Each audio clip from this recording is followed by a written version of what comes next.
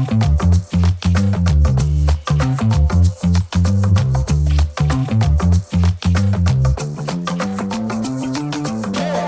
everybody, to Does That Make Sense? The podcast. This is episode number 23. 23. We are turning the corner, turning the page to 2026. By the time this airs, we are doing our top 10s. Everybody's Spotify Wrapped is out. We're doing all the stuff to wrap up a calendar year.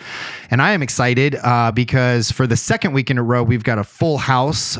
We've got Brandon over here producing, making me look and sound good. What's going on, man? Not too much. How you doing, sir? I'm good. We've got Ryan on the ones and twos over there. What's up, buddy? Hey. How you doing? I'm good, man. Ryan was our guest last week, so we had some good, fun conversation. Everybody got to see a face to add to the voice again. And then she's not mic'd, but we got Allie, thumbs up over there. And I'm excited about today's guest because this is a guy that goes way back with me. Over the last 22 weeks, we've had a bunch of different people, some that I had only met once. I had only been, the first conversation I had with them was on the podcast. We've had moms, we've had my mom, we've had dance moms, we've had my dad, we've had old work buddies. And this person used to come to Refuge, the after school program, way back in the day. And then he worked at Refuge for a while. He worked at Safe House for a while. We always come back around to find each other, and I am pleased, and it is very exciting for me to welcome Lloyd to the podcast. What's going on, man? What's up? How are you? I'm good. Lloyd Mims. Guy gets taller every time I see him, even though he's 24, 25? Yeah. And I feel like every time I see you, you got taller than the last time. We met yesterday, and I feel like it's to the point where now I'm getting old enough to where you're not getting taller. I'm just getting shorter. Nah. And so what's up? Thanks for sitting in. How are you? I'm good. Enjoying this time off from school. Yeah, you're in school. We're going to get right into that. So we'll just dive in deep. When you went to Liberty, didn't you? And then you went to Ursuline, right? For a minute? I went to St. Joseph the Provider. Okay. Right before Ursuline. Okay. So then you were never a Liberty student. I was from 6th to 7th grade. Okay. And then you were at Refuge during that time too, weren't you? Yeah. A little bit right after that. And then you went to, what was the other one? St. Joseph the Provider. And then from there you went to Ursuline. Yes. And we have mutual friends from Ursuline. Yeah. Because we know Christy. Christy, shout out to Christy. She actually engages the TikTok on occasion. We can we could talk to Christy here in a second and say, hey, she's down in Arizona. She abandoned us. We're upset about it, but we're not going to talk about it. She's fine. We're fine. She's great. We love you, Christy. Whatever, thanks for moving away. And so then you went to Ursuline, and then you're at YSU. You're studying. We talked yesterday. You got a biology major you're working on with a chemistry minor. Yes. You have like aspirations of dental school or whatever comes next. You're dabbling in the possibility of a master's in chemistry. Mm-hmm. And so let's just dive right in. I want to hear about what it is about that particular field or this particular track that has drawn you to like make this commitment. What got you here? Well, I would probably say about 2 or 3 years ago, I knew I picked the right subject because I started writing. Neil deGrasse Tyson, the scientist? Yeah, I do. I watch videos of him, and then I'm just like always fascinated by like some random facts that he says. So I just kept on going. But like now that I know the details of stuff, it's like, okay, yeah, I know I'm interested in it. Yeah. So chemistry is more intriguing when you work in a lab, because when you're in class, it's like, it's a bunch of random stuff. But when you're in the lab and actually can do things, you'll find like interest in just random stuff. So now I'm just at the point of just figuring out, is it biochem? Is it regular chemistry, inorganic? But we'll see what the outcome is with that. And then you've worked as a dental assistant. Yes. You've got quite a resume for being a 25-year-old. Yeah. Do you know what I mean? Like, I mean, you've done some stuff, you've went from like, if we were to like play out your stat sheet, like you've done the after school program where you worked with me. Yeah. Direct care at Safe House, which is completely unique to any other type of job. And then you've got dental assistant work. And now to just kind of get yourself through a little bit of school, you were saying yesterday that you tutor now. Like you're a math tutor for students at YSU, right? Is it like college level math? Yeah. which is a completely different type of thing too, because like, high school math is one thing. Yeah. You got to really kind of self-educate as a college kid. So for someone to be willing to come to you and be like, hey, tutor me. Yeah. And then for you to be able to like have the patience, talk about that. That's got to be unique. Well, I would say calculus is probably the hardest thing to help with. I'm not the best at calculus, but I know it. So you got to sell yourself. I'm the best at he's the best calculus tutor I've ever seen. I'm not the best. I know some people who are just like ridiculous. I have a friend who that type of math comes so naturally, it drives me crazy. I'm like, my brain just doesn't work that way. I mean, you could do it. I know you. I know you well enough. Maybe if you tutored me. But yeah, I don't know. The highest level of math I took in high school was trig. Okay. And I actually had to drop it because I needed an arts credit.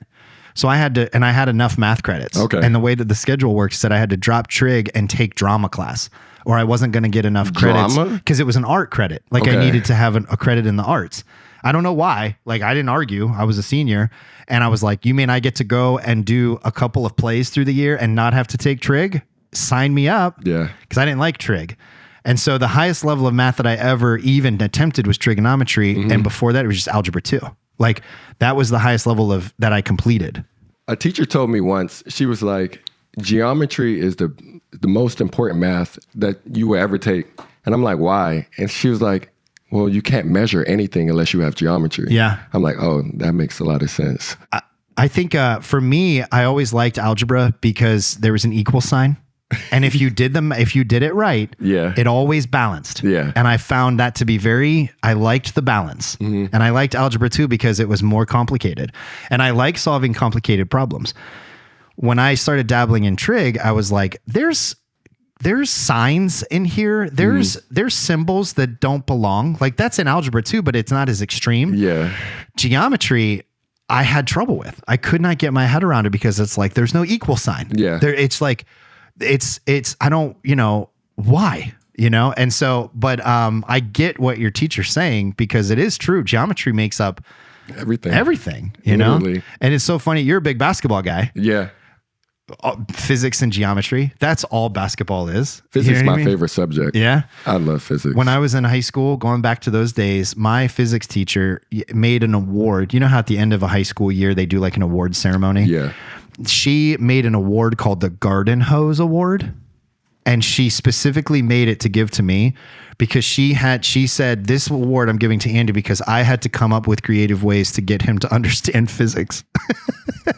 So it was a way to mock me because she was like, a wave is like if you take a garden hose and you wave it and then the wave extends to the end of the garden hose. Mm-hmm. And I was in my head, I was like, that makes total sense, And so like that carried on throughout the entire academic year. Whatever works. And then she gave me the garden hose award. Yeah. And I, of course, me being the guy that I am, I walk up there like, I know that you're mocking me, but I'm going to take this and it's my award, I mean, if you pass physics, you're very intelligent, I think. Yeah. That's not an easy subject.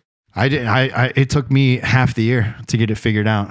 But going back to the basketball talk, it also took me half a year to be able to touch my toes because I couldn't stretch. But you're good in basketball. I couldn't stretch. It's okay. We're going to talk about this. Thank you. Okay, listen, because not everybody believes me, Brandon. When I say it's interesting you say this. I actually have a clip of you later, and we'll get to it though. You don't. Mm-hmm. What? Oh man.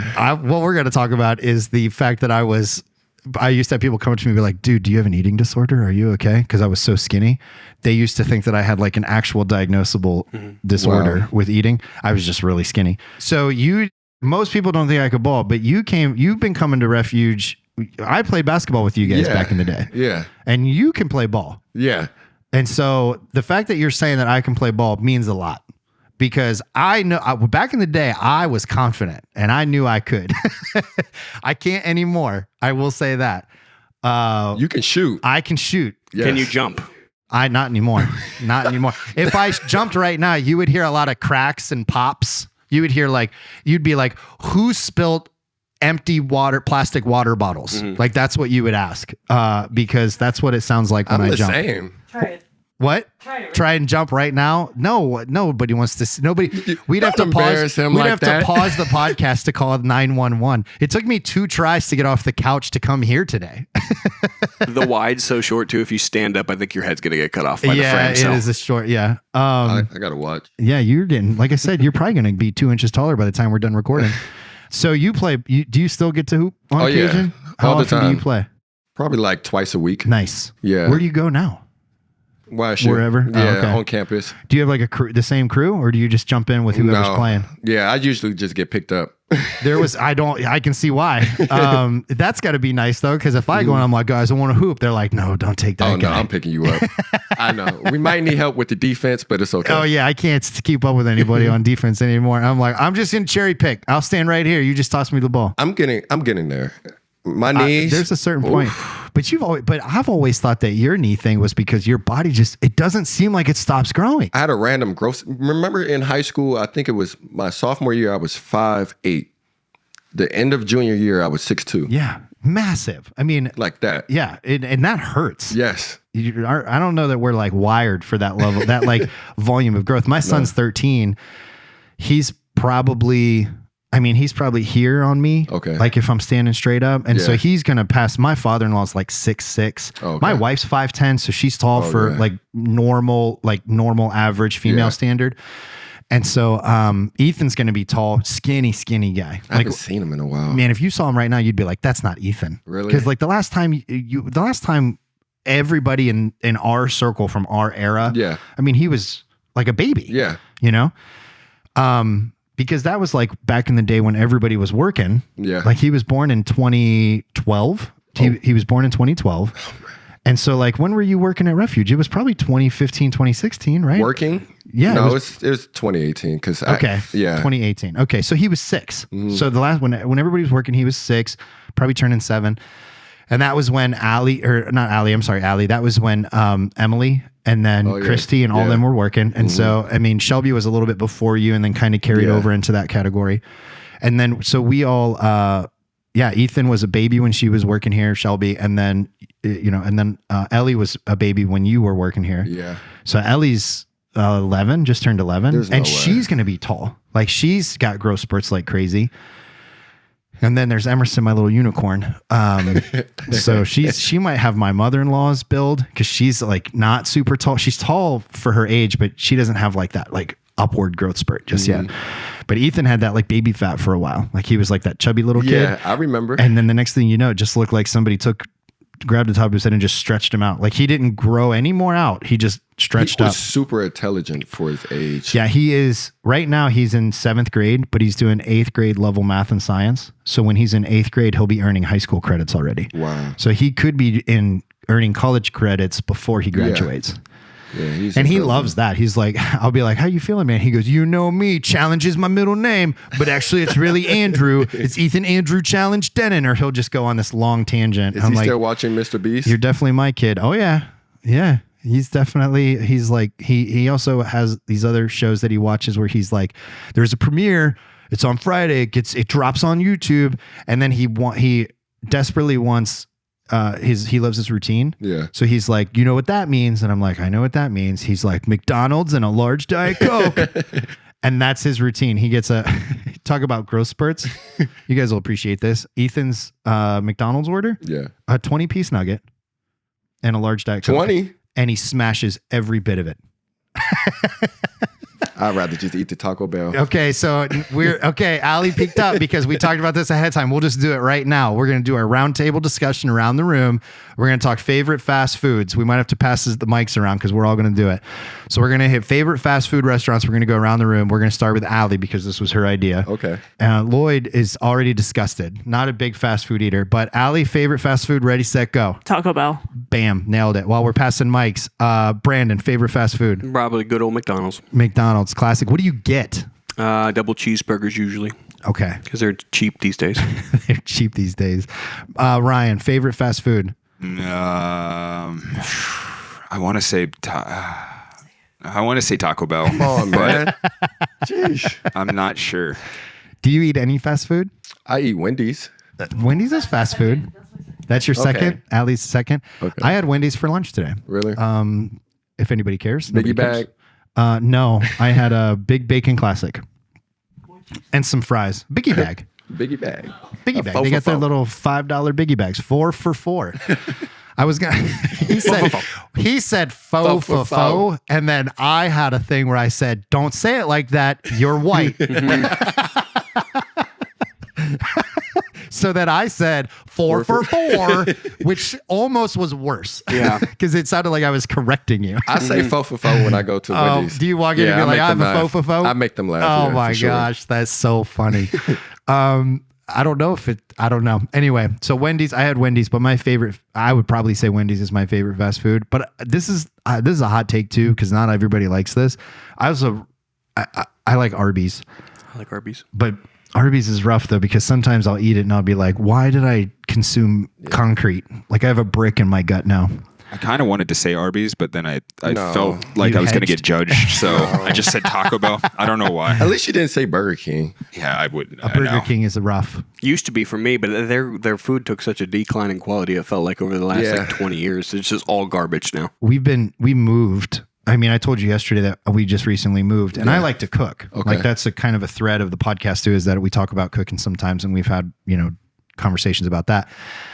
But when you're moving, by the time dinner time rolls around, you're like, I don't want to cook. And DoorDash is so easy. So we DoorDash a lot, me too. And there's a whole new slew of restaurants that are close to us now because we moved a little bit closer to like Sharon because we're in the township of Hubbard now. So it's only a few minutes up the road, but like the restaurants that pop up on DoorDash are different now. Like this one is close to you, whatever. So now there's this like whole new slew of things. And so like last night was like, we've lived in the house for 3 weeks now. And I think last night was like the second or third time that I actually cooked.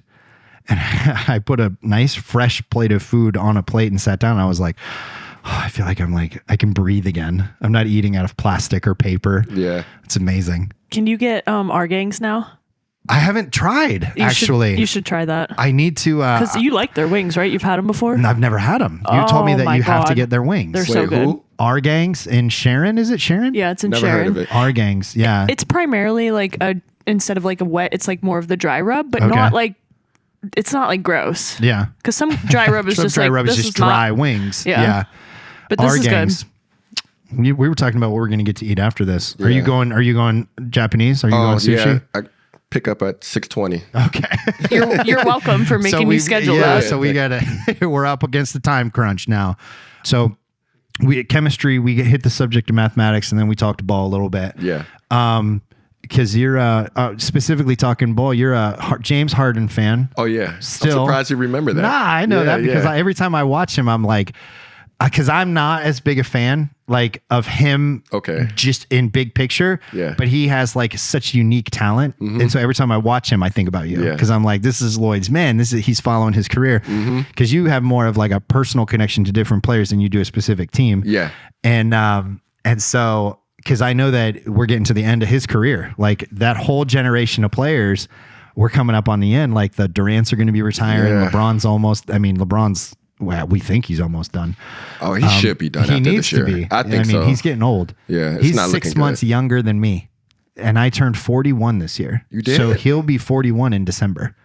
That's when like a week from now. It's like the 30th or something. 2 weeks from now. Yeah. Is his birthday. He'll be 41. And he's out there still playing every day. No way. Still got hops too. Like Yeah. can still jump. And it's crazy. I don't think we're going to see a player like him ever again. I need to ask you, you don't care about it as much because you don't get into like hypotheticals and from generation to generation, but I want to talk about the GOAT conversation. Okay. Real quick. Okay. Because I I love know this I do know conversation. you have thoughts. Okay. Yeah. So who is, from a professional basketball standpoint, who's your Mount Rushmore? We'll talk about, let's go top 5 instead of top 4. Okay. And don't do them in any particular order. Okay. Because then we'll talk the GOAT. Okay. Okay. So who's your top 5 players of all time in the NBA? LeBron, Jordan. This one is crazy, but Steph Curry now. Okay. I don't put Steph Curry in the overall category, but he's the best scorer to ever play. Yeah. He's the best, purest shooter ever. No one will ever be as pure a shooter as him. Yes. I think he's a liability defensively, Yeah. which keeps him out of. But some people would argue that LeBron is a liability defensively. Now, yeah. Yeah. I think so. And so we've got Steph, we've got We've got Jordan. We've got LeBron. Who else? Tim Duncan. Tim Duncan.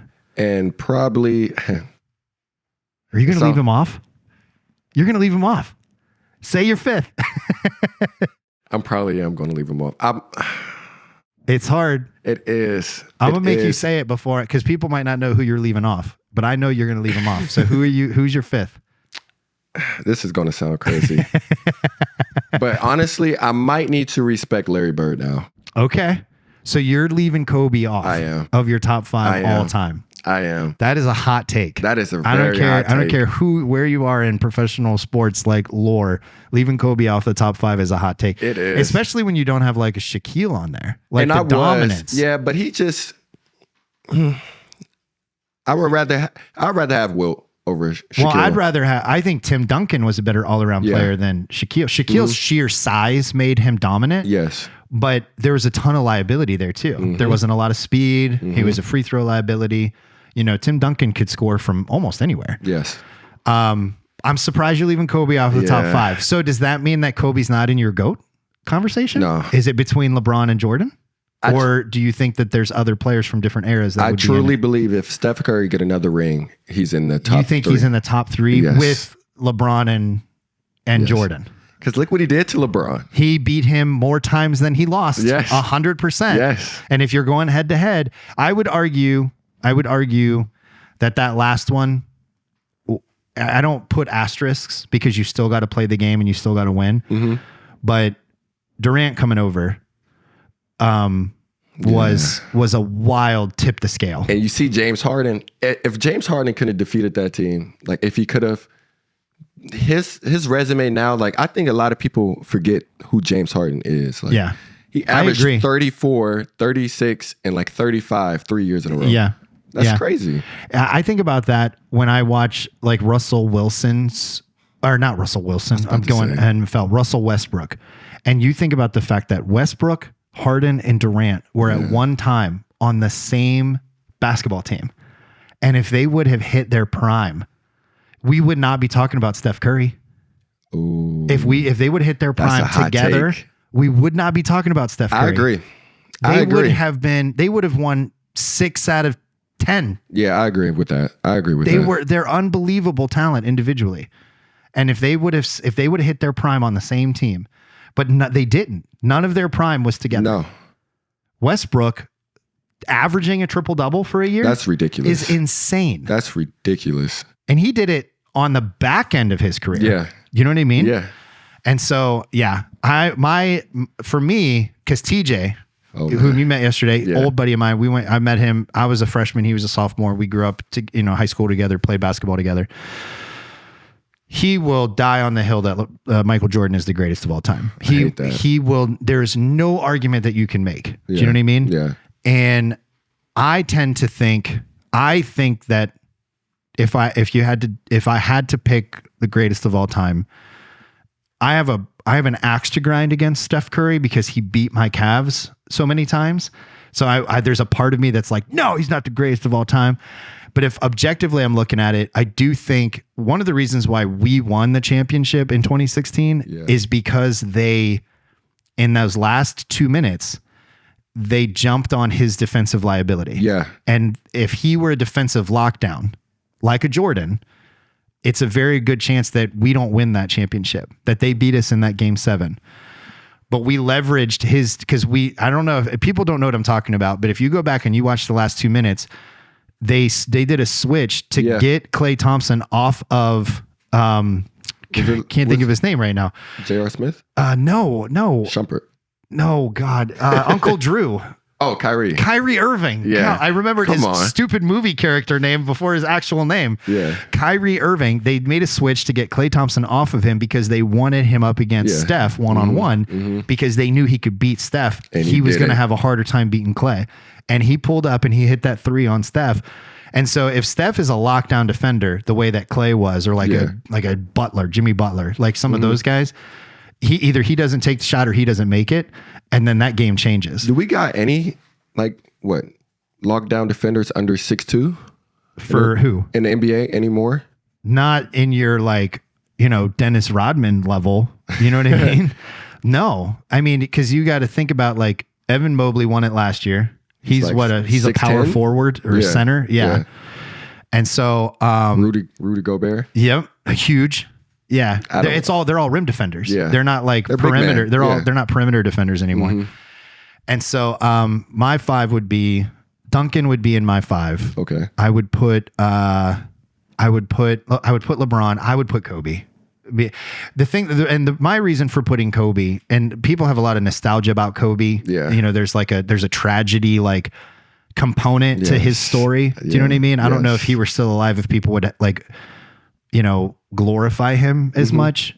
Some would. Yeah. But I think that in death, we're remembered more Yeah. fondly, you know?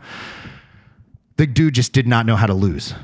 And there's a component for that surpasses your athletic ability, that just takes you to a different level. Like he just played better when he needed to play better. Yeah. And so that's where I'd put him in the top 5.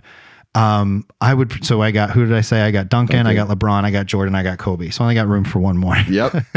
Who's this one more? I got to think, because like, I don't think I would put Steph in that category. It would be where I'd put like a Larry Bird. Okay. Or like a Wilt, something like that. Somebody from those bygone eras or whatever. Yeah. Because like Larry Bird played in a league that was like changing, you know? And if you watch footage of Larry Bird play basketball as a basketball fan now, Yeah. the white boy don't play that way anymore. Do you know what I mean? Yeah. Like he played hard. Like he played basketball like the Reggie Miller, like he, Oh, yeah. I mean, we're talking, and I love this conversation so much. Like I could talk basketball forever. But that would probably be my 5. Tim Duncan, like a Dirk Nowitzki level, like could not miss. Well, you got him within 16 feet of the hoop. Yeah. He didn't miss. Do you think Joker can be better than him? Then Duncan? Yeah. I do. Me too. Yeah, I do. Me too. I don't know that he cares as much. I don't know. You know what I mean? So I don't know. I understand.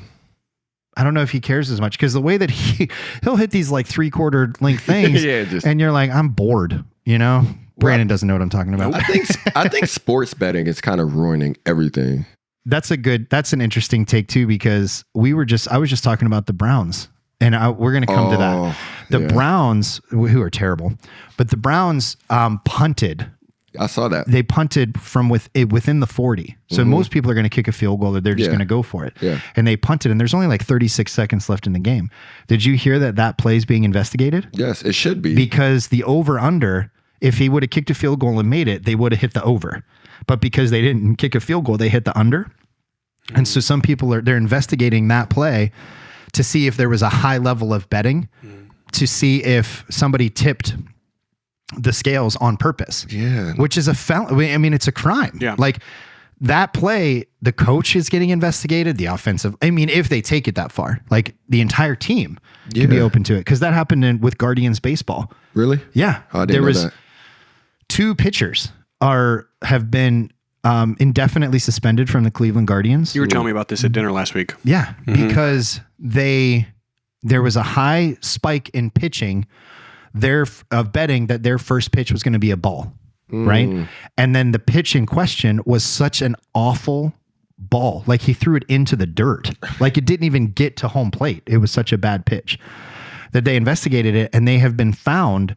It was like a whole ring of almost like mob level betting. Yeah. And I think he made off of that only like 19 grand or whatever. And this is a closing pitcher who was primed to get a $30 million contract. That's stupid. And he'll get banned from baseball forever if he's convicted. He'll probably go to prison. The maximum sentence for his crime, if convicted, is 60 years. Oh. 60. Isn't that insane? That's crazy. And he was primed to get a $30 million contract. And so now there's all this talk that it wasn't about the money for him. He's from like Venezuela or something. And so there's like cartel talk. Like maybe somebody had like beat on his family, and he felt like he didn't have a choice but to do it. There's all this talk that's happening right now, because it's like, this is what happens in professional sports. And to speak to your original thing, it doesn't exist if there's not legalized betting, you know? I think something happened recently too. You might know about this, but something in the NBA happened where a person went out early in the game purposefully for some type of betting thing. I know and exactly. I can't think of the who was it? Was it Terry? It was like a leg injury or something. Was it Rozier? Oh, I can't remember, but I know what you're talking about. I heard that they made like a bunch of money and then they were all under investigation. Well, now they're starting to fine teams for arresting players during nationally televised games. Yeah. Like they're making all these rules. But yeah, the guy made a bet on how many it was on how many minutes he would play. There was an over under. It was a prop bet. And he went out after like 8 minutes or whatever. And the prop bet was like 11 minutes of playtime or whatever it was. So I agree with you that sports betting is changing. The players from people getting, holding their family potentially hostage and saying, win me this bet or I'm going to hurt your family. Yeah. That's a great question. That's tough. That's you a great think they question. have like tens of millions of dollars that might be able to pay for like some security or something to keep that away? Yeah, but is that their responsibility if it's the betting though? Like, I mean, it is a good question, and I certainly would. If I had that level of money, I would pay for security. But at what point does your gambling problem become my issue? I think that's just the price that you pay to be a professional to be athlete? famous at that level. Yeah, I don't disagree with the sentiment at all. I think that there's a certain because you think about the Selena of it all. Yeah, back like on the singer side We're of going things. deep. Yeah. That's what an 80s. That's an 80s that's throwback. all I'm about to add. I don't have any sports anything to add. So if you don't know, Selena was a celebrity singer, Latina. I mean, just a massive cultural icon that was killed by a stalker fan. What? You've never heard the story of Selena? It's a movie. Jennifer Lopez, right? She's great in it. Okay. She's great in it. So you got Patrick. Is it Patrick Swayze? Oh, I don't know if he was in it. Patrick Swayze. Oh no, I'm thinking Bodyguard. Yeah, you're thinking. Yeah, that's Whitney. That's Whitney Houston, Bodyguard. You want to talk about? Let's talk about our Mount Rushmore of female celebrity singers. This is a conversation when Courtney's on the podcast. She'll be like, Whitney. I was about to say that. Yeah. Makes you wonder how much of the Browns sucking for the last 20 years have just been because of. That's it. We've solved the problem. It's a gambling issue. It's just because they're all bought. They're in somebody's pocket. Listen, you couldn't even be as bad as the Browns have been bad for this long on purpose. Hey, Like, I'm a Titans fan. There you go. Yeah. Okay. You know what? We suck. Yeah, but you were 1 yard away from winning a Super Bowl. The Browns couldn't even touch a Super Bowl with a football field. You were 1 yard away from winning it against the Rams. Now, this was a long time ago. Yeah. Okay? Steve It's actually McNair. really funny because if you watch the movie Castaway with Tom Hanks, which is old by itself, like it's been out forever, that movie came out at the same time that the Titans lost the Super Bowl because they talk about it at the end of the movie. We were 1 yard away from winning the Super Bowl because they were from Tennessee. And we're just rattling off weird cultural deep cut references today. And so at least you've been to the Super Bowl. And then I wasn't last year, alive. doesn't matter. I wasn't alive the last time the Browns won anything either because it's never happened. It will. They won an AFL championship in 1964 or whatever it was. Like the last time. I think it was the last championship before they merged. So the Browns, technically, the last time they won something, it killed the league. We're just going to let the silence sit for a minute to mourn my Cleveland Browns. Can we bring in that One's Gotta Go, you think? Of what? yeah. For what? The comedians? Yeah. Do you want to just go ahead and... we're rolling. I want to jump into it. We're I'm curious to rolling. what he has to say. Okay, so now, what we have done in the past is we have done One's Gotta Go. Okay. And we've done it with TV shows. We've done it with, and we did it in different categories of TV shows, like live audience TV show. Like we've kind of broken it down, but one of them was comedians. And just by your reaction, I could tell that you've already got thoughts about the comedians that you like. So the 4 comedians that we selected were Dave Chappelle, Eddie Murphy, Richard Pryor, and Kevin Hart. And you have to get rid of one. Who are you getting rid of? Because I know mine. Because This I said it including before. movies? You have to get rid of them. Everything. Their kids, their everybody. They don't exist anymore. So if they made a movie, the movie's gone. Man. If they did a special, the special's gone. Apparently, if they had children, their children are gone. That's crazy. Listen, there's no. They don't exist These are anymore. hard rules. Yeah, it's a difficult decision. So think carefully. You're about to kill somebody. And I know. No, so you got to get rid of one. Who are you getting rid of? And if you need to, the way that I did it is that I knew the ones that I wasn't going to get rid of. And I started there. And then I kind of worked my way backwards. So I'm not going to say mine Should have put Cat Williams. because that would have made it easy. He would have been easy to get rid of. No, I love Cat. Oh, you would have kept Cat, no problem. I know who's about to go. Who's going? It's, I think it's Kevin. Yep, I knew it. That's what everyone says, unfortunately. And I love Kevin. I think he's falling off a little bit. The thing about Kevin for me though is that like we don't have time yet to know if his stuff is timeless the way that we know the other ones are. Yes. You know what I mean? Because Chappelle's show, Oh yeah. you can't define it. Yeah. It just is. Like other people can define other things because Chappelle's show exists. Yeah. His stand-up is he's my favorite stand-up. Amen. Me too. He's my favorite too. stand-up because what he can do and the way that he does it is nobody can do it. No one works silence like Dave.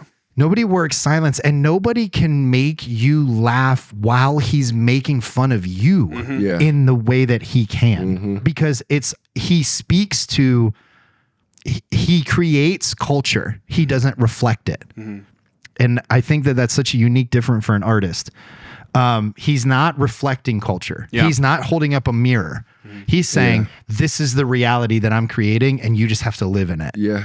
While Eddie Murphy reflects it a little bit. Still brilliant. Like there's no Dave Chappelle if there's no Eddie Murphy. Yeah. Like, and that's important. And there's no Eddie Murphy if there's no Richard Pryor. Yep. Yeah. You know what I mean? There's no any of them if they're not Richard Pryor. And Richard Pryor is it. You know what I mean? But I Like didn't include that in the rules because then that's kind of like, No one talks about him no more. Richard Pryor? Yeah. Well, it's funny too. I just watched the documentary on Netflix called Being Eddie. Right. Yeah. And if you're a comedic fan of any sort, you need to watch it. Right. Because Richard Pryor back in the 80s was interviewed when Eddie Murphy was like hitting his stride and really doing all the specials and really becoming famous. And they're like, what do you think about everybody calling Eddie Murphy the next Richard Pryor? And he stares right into the interviewer's eyes and he goes, I hate it. Right. And you can't tell if he's serious or if he's being satirical or whatever. And I think that that's a very Richard Pryor way of approaching it. But he's like, I hate him. I hate him. You know what I mean? And it's so funny because you really don't know if he does or doesn't. You get the feeling that as you watch it, you're like, oh, he was kidding. You know, of course he likes him. But Eddie Murphy made an interesting statement because he's like, for some reason, they only let one black comedian be famous. Like you had a ton of white comedians that could be famous, but they pitted me and Richard Pryor against each other instead of just making room for both of us. And then Arsenio Hall, who was in Coming to America and in a lot of movies with, you know, and had his own talk show and was his own, you know, cultural icon, is like, for whatever reason, they couldn't make room for two black men. And I think that speaks culturally to the same thing, because now when think about the comics that you just listed, you didn't like say, we're going to name 4 black comics. You just picked 4 that are iconic and they just happen to be black because of Richard Pryor. You want me to do another version, but with Jewish comedians? Oh my goodness. Literally all the other comedians that exist. All the other ones just... We got the 4 black comedians and then every other one is a white Jewish person. To offer a little, because I do agree with you that you know, they kind of only make space for one a lot of the times. But what about like Paul Mooney? Paul Mooney was big right back when Pryor was too. They were buddies, but also like kind of that same jab. Like I remember a video where Pryor got up and called Mooney gay because he was like, he's going to do it to me in like 2 seconds, so I had to do it first. I'd see when you say Paul Mooney, I can't picture him. Oh, okay. Do you know what I mean? Yeah. Like, and that might be my own ignorance to the comedy scene from that era, but like, or it could speak to how he was in the Chappelle Show. How Richard Pryor extends beyond it, you know? Because I've only seen clips of Chappelle Show. I didn't get turned on to Chappelle Show until after it was off. Do you know what I mean? And like some of the most famous clips you see where he's like a black Klansman. Do you know what I mean? And he's blind, so he doesn't know it. Yeah. Like just really classic, typical stuff, you know? And He's still watch it the with the same family. person. Yeah, you're Sticks and Stones, his comedy special blew me away. Like that sounds familiar. I can't. I mean, it's hard to, if you don't know the name of it, but he was wearing, I don't even know if I can describe Sticks and Stones, because wasn't that the one where he was wearing like the full jumpsuit? Like, I think that was part of the, I could be wrong, but he released 2 Sticks and specials at once. Stones, man. And I don't think that was Sticks and Stones. What was the other? Okay, I don't know then. I got it wrong. That's okay. But then he did one called, what was it? I can't even think. He did The Closer. You know, he did one. Closer's the most recent. He did one where he just did it during COVID. It was after the George Floyd stuff. And it's just like this dude I want him to just think about something and then talk about it. Just go. Just all the time. Yeah. Because the way that he processes the world and he can articulate is so brilliant. He bridged things together really good. Oh yeah, Yeah. And I like what That's you said his- about work in silence. yeah. He does. I'm not good at that. Yeah, If there's one thing that I wish I could do better, it's work silence. There's confidence and power in being a comedian and like understand that you're still in control. And the silence is, I wanted this right now. This is what I'm supposed to have. And he gets really comfortable in it. I did want to ask this though. What happens if you switch out Kevin Hart with Cat? Oh. Oh, that's tough. See, I'm still getting rid of Cat, but that's me. I can't. I think He gets on my nerves. he's right below Dave for me. He's so full of himself, in my opinion. That's all part true. of the shtick, though. That's true. I think that's all part of the shtick. Yeah. I think he's getting a little too. For me now, he's getting a little. There's an arrogance to him now, Yeah. where I'm like, do you yeah. do you really think we're all stupid? Yeah. Do you know what I mean? Yeah. And that's he's been in podcasts. I don't get that vibe when he's up on stage performing, but when he's in conversations, I'm like, why are you acting like you got a bead on everything and no one else does? He insists you know what I mean? upon himself, some might say. That is true. There's one scene in a movie though. Then I only know the clip. I don't even know the movie, but Tiffany Haddish is in the movie, and she walks up and she has a young black son, and then she has a white baby who's got glasses I know on. what you're talking And about. Cat Williams' character is in jail, so they're talking through the glass, and she goes, "This is your baby. He's just light skinned." And he goes, "That might be mine right there, but that baby has a credit score of 720 right now." He goes, "That is a baby from the mountains of Caucasus." And he's got his very Cat Williams rhythm to it. He's like, and I will watch that and just cackle because that is just such a microcosm of his thing. I also love it. One of his bits in stand up, he's like, white people are so nice. You could call a white person and be the wrong number, and they pick up at 2 a.m. and be like, no, it's 7683. Why don't you call it and call me back? We'll figure this out. And he's going on Did and you on ever and on. watch that stand up? Not the whole thing. You need to. It is so classic. Yeah. Classic. So that being said, though, who do you have to? So it's Pryor, Chappelle, Murphy, and Williams. Okay. It has to be Murphy. I just respect Pryor. I don't hate that. I don't hate that. And that's another thing too, is you're growing up, you're too young to have ever watched Eddie Murphy do it. You're watching stuff from before. Yeah. Like the Eddie Murphy that you grew up on was the donkey from Shrek. Do you know what I mean? Like he switched. Norbit. Do you know what I mean? Norbit. Yeah. You know, dream girls, like dramatic roles. Watch Being Eddie. I will. It's so good. Because I think I was watching another podcast and they said that, so I'm probably going to watch it. Yeah, now you're on one that says it. So you have to. Oh, yeah, true. Would you say the same thing with Cat Williamson, or what would you say? I probably would. I would too, I And think. I think the biggest reason why is because, again, like I just said, I've watched clips of Richard Pryor. I've watched all of Dave Chappelle's stuff that he's done stand-up wise. I've watched Cat Williams. Eddie Murphy's stand-up, he only did 2 specials. That's like Steve Harvey. He only did 2 specials. Yeah. That's like Steve Harvey. Yeah, he did 2 specials, and he was such a phenomenon in just those specials that he turned it into a movie career. And I could take or leave any of his movies. Yeah. Like for me personally. And Shrek? yeah, I mean, Whoa.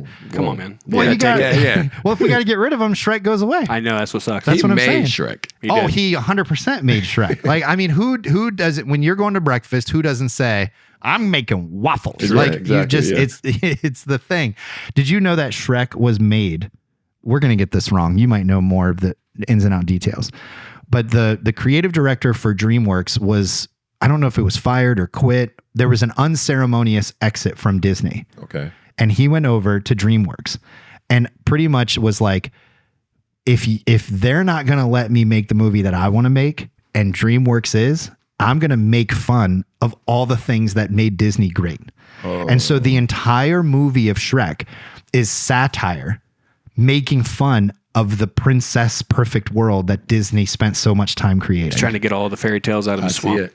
Trying to I see get it. all the fairy tales out of the swamp. Yeah. To add to it, so like Farquaad, if you say that in a British accent, it sounds like F-wad. F-wad. Oh. And and they modeled that character after that guy's fired previous boss. Yeah. So the face in the mirror was supposed to be the face that actually resembled the boss, but his character of Farquaad embodied him, was Yeah. the idea. So 5 films have been made from Shrek, and made DreamWorks They're making a new one. a powerhouse. I know they are. Yeah. Did they? People got mad because the animation looks super wonky. Yeah, I don't Does like it? it. It just looks too cartoony. Like it was like real and gritty before, and now they're all like they have like it's like Disney Pixar looking, which is the exact opposite of what it needs to the be. entire plot, the whole point was. Yeah. Do they have all the original voice actors?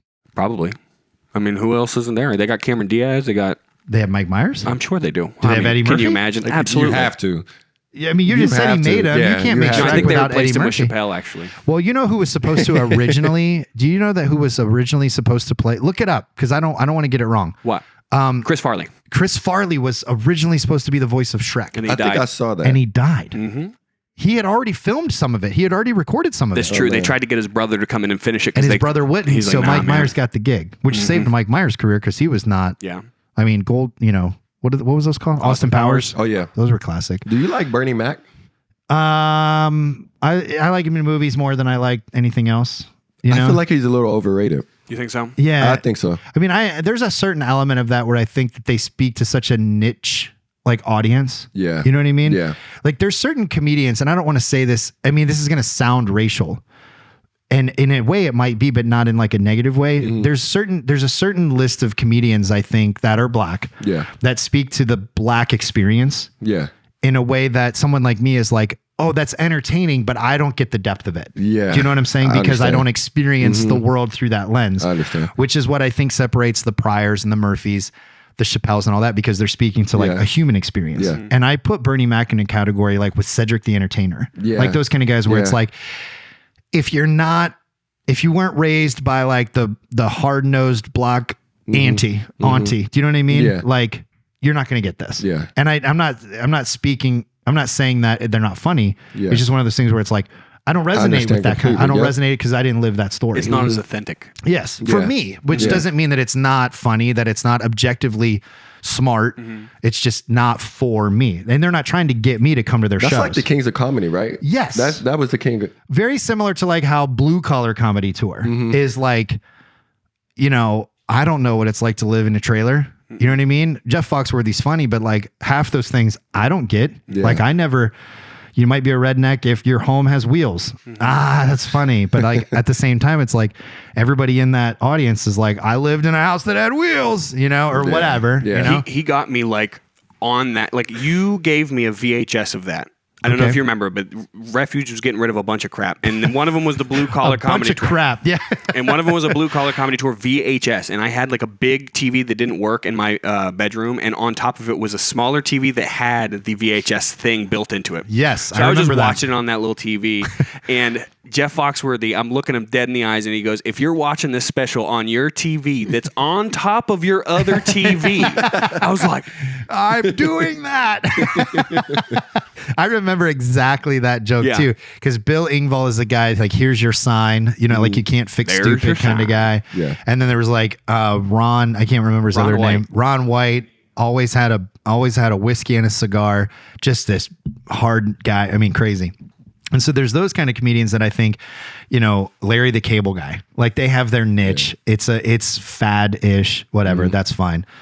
And they make a ton of money. Good for them. You know what I mean? And then, because like I think about like a Jerry Seinfeld, I watched his most recent special and I literally remember thinking like, I gotta admit, I'm kind of bored. Like I'm not cackling out loud. Yeah. Do you know what I mean? And I couldn't tell if it was because I didn't think it was funny or if I didn't think he was funny. Maybe I just wasn't in a space where, you know, I was in a mood to laugh. Yeah. You know what I mean? that's how I feel with Kevin Hart. Yeah. Yeah, he's fading off a little bit. Yeah. I don't know, man. I mean, he did too many bad movies. Yeah. it's hard to, well, I mean, there's a joke, you know, a Nikki Glazer during Tom Brady's roast is like, we got the hardest working man in show business over here, Kevin Hart. I mean, this guy wakes up every day at 5:30 to make a shitty movie. You know what I mean? and just put it out just that. Like, every day he wakes up to make a crappy movie. And you're just like, that's so funny because all of his movies are like objectively Yeah. bad. I can't think of any that I actually was like, wow, that was a good movie. No, Like any of them, unfortunately. that's so funny. Wow. It That's a good point. well, I mean, and then he he made a big deal about selling out a football stadium as the first comedian to sell out a football stadium. But it didn't seem like he sold it out because that many people wanted to see him. It seemed like he did it because he promoted the crap out of it. Yeah. Because he wanted to be the first comedian to sell out a stadium. Yeah. And then, because I think about like Dane Cook style comedians where it's like douchebag comedy, where it's funny, you know, but then there's a part in like cultural awareness where you're like, hey, don't be a douchebag. Yeah. You know what I mean? And then but that's so funny too, because then you've got the Dave Chappelle's of the world who one of their setups is, and then you get the alphabet people. You know what I mean? And you're like, what are you saying? But it's so funny though, because at the same time, you're like, I don't know if he's being offensive, but it's funny. Like I'm finding myself, I'm finding myself covering my mouth to laugh, and I don't know if I should feel guilty or not. You know what I'm saying? Yeah. And then, because then he goes deep into that bit, and you're just like, he's gonna get canceled for sure. And then it's the highest grossing or highest streamed comedy special on Netflix or whatever. Didn't he just do a Saturday Night Live? He did recently, I think. It was a few months ago, right? Yeah. Actually, I don't remember. I think I was dying laughing. Yeah, I mean, he's so funny. So it might have been last season during their 50th. Because that's another thing I love. Because I'm a big Conan O'Brien fan. And Conan had the late night show. Before that, he wrote for Saturday Night Live. He used to write for The Simpsons, which we talked about last week. And so I love the art of comedy. I want this podcast to make people laugh. I talk about that. I told Brandon that I want the podcast to be, I don't want it to be a comedy podcast, but I want people to laugh when they're listening to it. Yeah. You know? And so, man, I could talk comedy how much. We're almost out of time already. I was going to say, I got a couple fun ones if you want to take a look at them. Every week we do, well, not every week, but we try to do some reaction videos, Lloyd. So we're going to see, he'll just throw them up there. The audio will come out. So this is that clip of Andy hooping in high school, actually. Are you serious? Yeah. Ready? No, you're not. This isn't me. You jerk. Oh, that's me. Which one are you assuming was me? You know which one you are. The one who ran or the one who fell? The beanpole with glasses. I thought that you had a clip of me for real. Look at him run. He juked that kid though. He lost his knees. That kid got to go to the nurse. I broke my nose once playing basketball because I shook a kid so bad that when I did my move and he went to the right and I went to the left, he came to the right so hard I cracked my nose on his shoulder and broke it. And if you look at my nose right now, it's crooked. Oh yeah, it's got a little bend to it. Okay, it's a little sassy. Okay. And I went to an ear, nose, and throat doctor, and he's like, "You have a deviated septum." I was like, "Because I juked a player." I shook him. I slipped my disc playing basketball. I mean, that's a cooler story. Yeah. No, it's not. It's not. I went up for a dunk. I came down, and I think the way I landed was a little rough. Yeah. But then I like hunched over, and then I couldn't get back up. So I went up to the wall. Did you have to peel yourself straight up? Did you have to get it fixed? I went to. You're just walking around with a herniated disc. Yeah, basically. I went to physical therapy. Okay. For like 6 months, but how long ago did that happen? Because I broke my nose 2 years 20 ago. years ago. 2 years ago. Yeah. So I try not to dunk no more. Yeah, it was longer than 20 years. 20 years ago, I was 21. This happened when I was in high school. So it happened. Good Lord, it happened 25 years ago. I juked a kid. 25 years ago, I broke a kid. You broke his ankles and he broke your nose. Yeah, I broke his ankles and him falling forward. I juked, and I'll never forget it. I hit his shoulder and I heard just like that. And my nose, and I dropped. And I remember thinking, dang, I just turned it over. Was it bloody? It did not bleed. Oh. It did not bleed. That's not good. Yeah, I'm a vampire. I don't have any blood. But it was funny too, because I broke it for sure. But I was at a Christian school tournament. So it's a bunch of Christian schools. Some of them were probably homeschooled. They probably borrowed uniforms from somebody. Yeah. And the Timu physical therapist, first aid trained person came over, probably didn't know what they were doing. And they're like touching me and they're like, "Oh, it ain't broken. Cause if it were broken, you'd be punching me in the face right now." And I'm like, if my nose is broken, it's going to hurt when you touch my cheeks. Like, I didn't know. So I just took him at his word, but look at my nose. It's crooked. Look like my hairline. Do you see it? Yeah. It goes this way.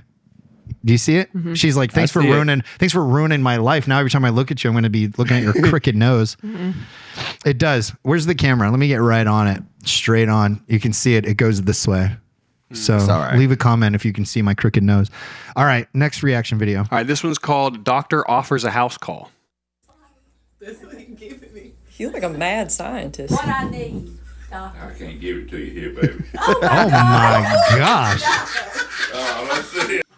She did the selfie angle. He's risky. He is. He's going to get taking, fired. That's his he's taking a office. risk. That's his office. You could tell. This Just by the looks- way he says it. Listen. Well, Scientist. What I need, doctor. I can't give it to you here, baby. Oh my God. that is his wife for sure. There's no way that they don't know each other from like an old life. I don't know, man. Yeah, that's I didn't look Allie's into over it. here like, I've had that same experience with a doctor. That's No, I haven't. $100,000 lawsuit. That's gross. All right, here's another one. That one is gross. All right, this one's called Talking to Girls. Dude, now's your chance. Shoot your shot. Ask her out. Hey, Maddie. Yeah. I was just thinking, maybe this is us. Like, should we make out? What? No, I mean, we go on a date, but if you want, we make out right now. This makes me uncomfortable. Bro, Another time. that was really good, bro. That was really good. I've never asked a girl out. Is that crazy? They ask you. Is that how you end up if you do? Probably. Is that That's why? probably why. Yeah, but you probably got girls sliding into your DMs. I mean, All comment. right, enough said. no comment. He's playing the silence like Dave Chappelle in that moment. No comment. You know what's never happened to me is a girl ask me out. That's never happened. So I mean, I grew up before DMs existed though. You know what I'm saying? Yeah. And so there ain't no girl sliding into my DMs. it's hard ever. these days. It's, Listen, I will say this. I am so happy that I'm married because I cannot imagine trying to date right now. And all you single people out there, hang in there. It's a tough world. You'll be okay. no one's happy. I wouldn't want to date right now. Yeah. No. But Everyone- you've had a girlfriend. Yeah. You've dated. Yeah. You've never asked her out. So like, she was like, have you ever said, can we make this official? Have you ever said that to a girl? Oh, Lord. I don't think so. Wow. That's impressive. No, Like all of a sudden it's just like, no, I should have. you I like, should you have. like slide the, do you like me circle yes or no? No, it's. I don't know. It's like that old Mitch Hedberg joke. I do not have a girlfriend, but there is a girl at home that would be really mad if she heard me say that. We're talking about comedians. Mitch Hedberg is high up there. Yeah. A dog is forever in the push-up position. That's right. Someone asked me to prom before. There you go. Okay. Yeah, but isn't that normal or is that homecoming? No, that's No. Sadie's. What is the one where the girl asked the Sadie's. guy? They asked, like, Sadie's. they brought a sign to me. And they said, you got asked to home Yes. prom with a sign? It was maybe it was homecoming. It was homecoming, but yes. Yeah. No. Good for you. I took the sign and was like, let me do this. Don't do this to me. So thanks for making the sign that I'm going to use to ask you out for the picture Yeah, now. we're not gonna Because we're not going to do, the story is not going to be that you asked me to prom or okay. homecoming. Yeah. No, Lloyd's young enough where now it's the girls are so progressive. They were asking him out. Did now. you, okay. Lexi proposed to me. For real? I'm kidding. I lied. No, I I'm was just kidding. about to I say remember that whole story. No, we're not about It to would do have been that. fine. She did. It was at Dave and Buster's. Have you ever asked a guy out on a date or do you let the date? Because I mean, and let's go pre-online dating. Are we saying like did I approach a guy first to Did like you go up to a start guy talking? and be like, I want to go on a date with you. Would you like to go on a date with me? I mean, not like that, but like I've approached guys first and then we became something. Okay. Well, that's different See, than asking that's- them out on a date, though. Like you initiate conversation and then you hit it off and then they're like, would you like to go out? Right. Yes. So- That happened to me. Okay. That's what it is. Okay. But I've never been the first one to be like, Let me buy you dinner. yeah, no.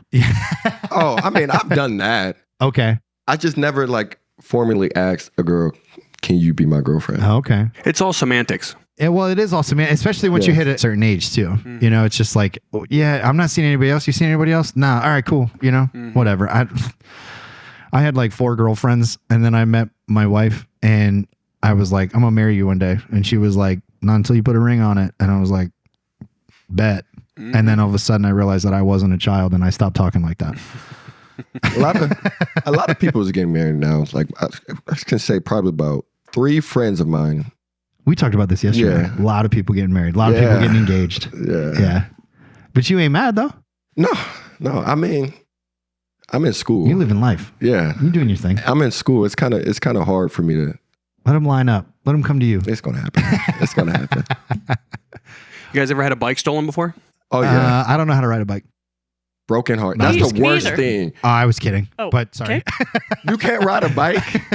I mean, I just haven't been on one in a long enough. Like I don't know ride a how bike. You can ride it a would bike. You've go ridden one before? in my life. Yeah. Okay. It's one of those things I heard that you can't forget. It's So this just is- like riding a bike. This is a neat way to prevent people from stealing your bike. Thanks, Ryan.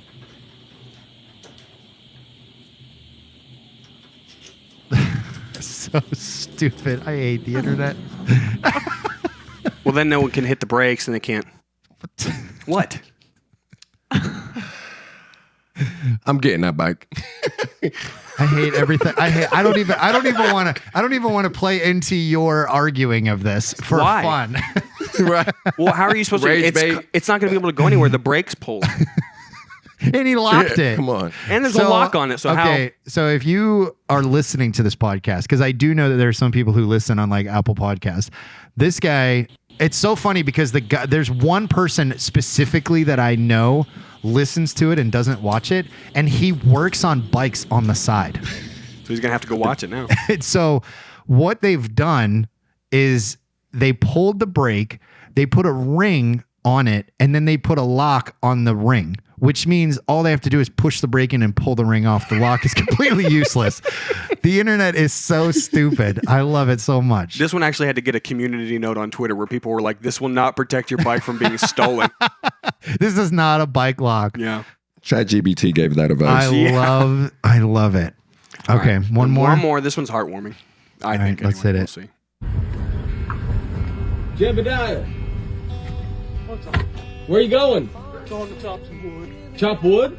Yep. Would you rather hang out with us and drink beer? Sure. All right, let's go.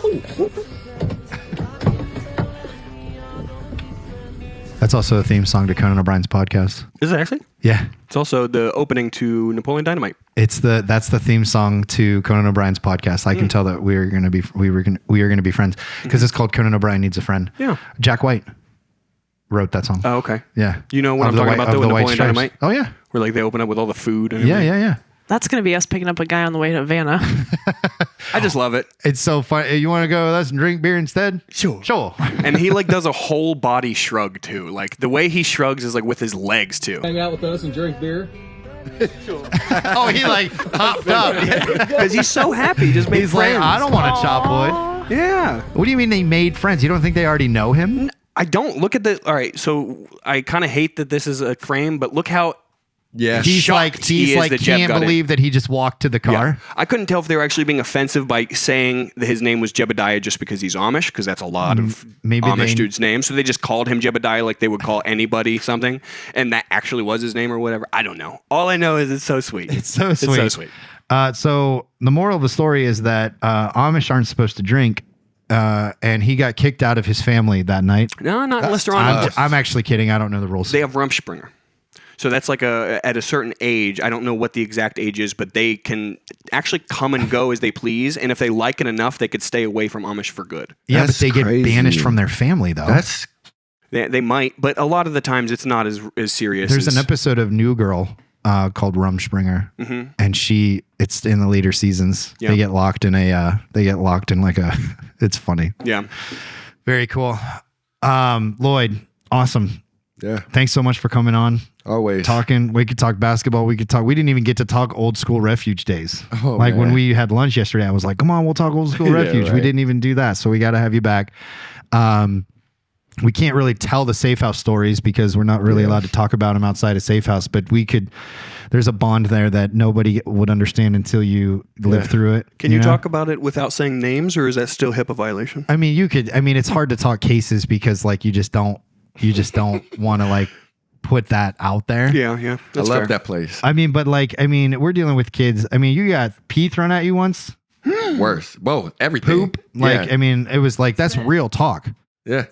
That's how I get fired. I've been spit at. You know, that's how I get fired. That's how I get fired. Here's the thing about Lloyd, and I got to say this because like I'm saying it in a public forum, like it takes a very unique person to work at that job. Mm-hmm. It takes an even more unique person to work at that job and not want to like burn something down. Yeah. Mm-hmm. And you were always, and I don't, we've talked about this too, because there's like personal experiences that you have separate from work Yeah. that have created a certain way for you to process that kind of like intense like moments or whatever.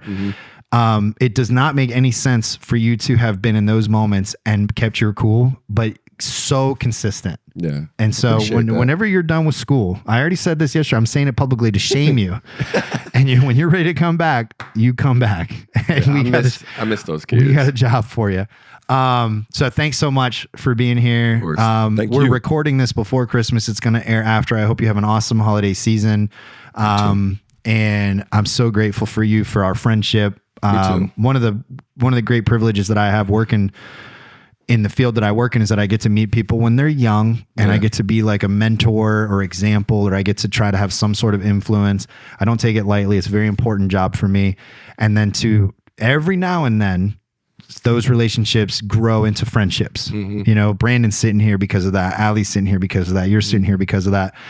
And it's the greatest privilege that I have to be able to develop those mentor-mentee type relationships into adult, like peer friendships. Do you know what I mean? So I appreciate you so much. Thanks for sitting in. Thank you for everything. Here. You got it, brother. Anytime.